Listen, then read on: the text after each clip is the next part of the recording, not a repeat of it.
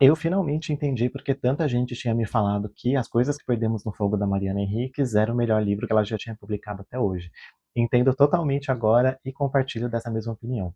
Que livro interessante, que livro de contos extremamente perturbador, e são textos assim que ficam na nossa cabeça mesmo depois que a gente já terminou de ler o livro. Pelo menos foi isso que aconteceu comigo. A Mariana Enríquez escreve o terror de um jeito muito interessante porque ela coloca as questões de um jeito muito inserido no cotidiano. Então, alguns críticos comentam que ela é uma daquelas escritoras que falam do terror dentro da banalidade do dia a dia, dentro do cotidiano, e mais especificamente é um tipo de horror latino-americano, em que algumas das mazelas aqui da América Latina aparecem de uma forma ou de outra nos textos que ela escreve.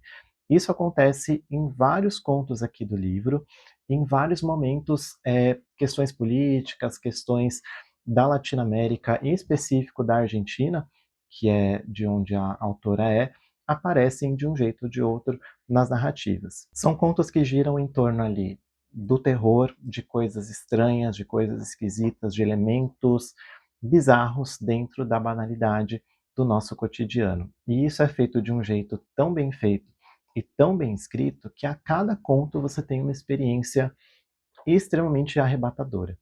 Eu vou comentar bem rapidinho aqui de 3 contos que mais me chamaram a atenção no livro, mas eu recomendo fortemente que você leia. Aqui nas Coisas que Perdemos no Fogo, eu queria comentar um pouco do conto que abre o livro, que se chama O Menino Sujo.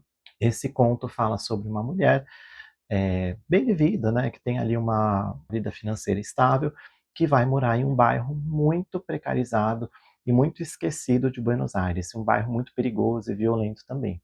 A forma com que a Mariana escreve esse conto me fez estar ali naquele bairro. Tanto é que eu até fui pesquisar se aquele bairro realmente existia, se era um bairro realmente violento.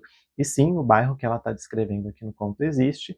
Não sei exatamente se ele é tão violento como ela descreve no conto, mas eu vi que de fato é um dos bairros mais, entre aspas, esquecidos ali da região de Buenos Aires.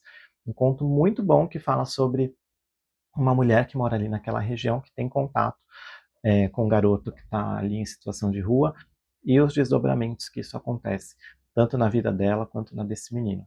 O segundo conto, ele se chama Verde, Vermelho, Alaranjado. Gente, que conto perturbador.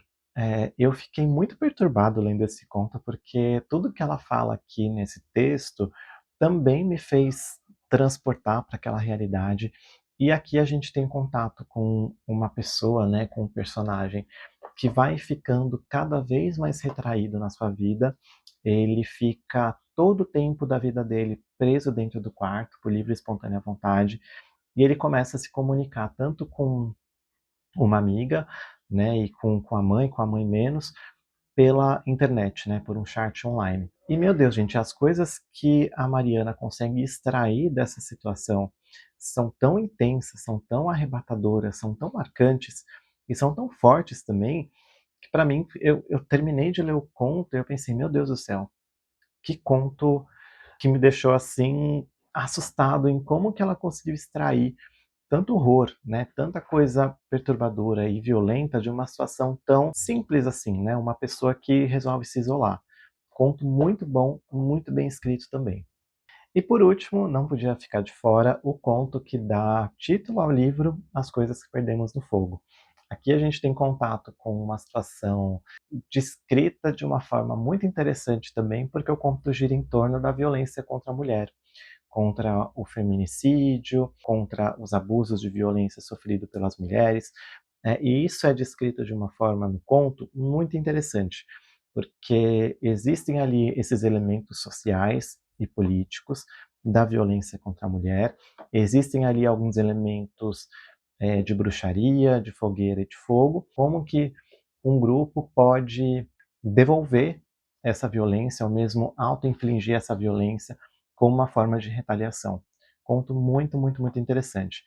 E não só esses 3 contos são muito bons, mas todo o livro é muito marcante, cada conto ali brilha à sua maneira, e de fato, pelo menos para mim, até agora, esse foi o melhor livro da Mariana Enríquez que eu já li.